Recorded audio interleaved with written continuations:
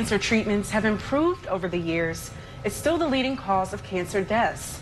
Here to speak on lung cancer is Dr. Jared Meeker and Shannon Foyles with OSF Healthcare. Dr. Meeker is a pulmonologist and Shannon is an advanced practice registered nurse. Good morning. Morning. Thanks for having us. Thanks for being here. So we know that you all are here to share a little bit more about lung cancer. Dr. Meeker, would you like to start first and just share a little bit more about what exactly do you do and how do you help people?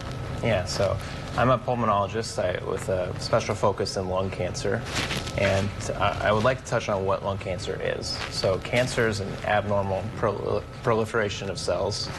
These cells grow uncontrolled, and then the normal cells in the body can't function.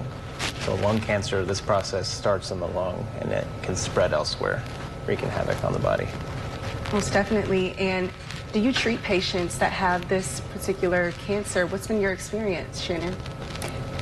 Well, I will tell you what I do know, and that is that symptoms related to lung cancer are most commonly cough, and that can be a persistent, kind of ongoing, or a new cough, a worsening cough, maybe coughing up blood, worsening or new shortness of breath or dyspnea on exertion, and then also sometimes even weight loss without trying.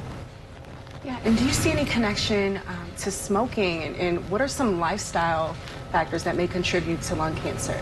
I'm glad you brought that up. I think smoking is the single most important thing to mention today, that along with lung cancer screening. So probably 80% of lung cancers can be attributed directly to smoking.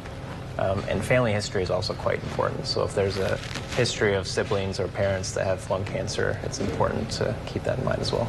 Wow, and we know there's a growing popularity with vape pens and smoking in ways that aren't traditional cigarettes. Have you seen that there's a connection maybe with the amount of smoking that's trending? Yeah, not yet in the literature. The vaping has not been established directly with cancer, but there is some suspicion. There's some mutations in the DNA, and so it's something we're counseling patients on.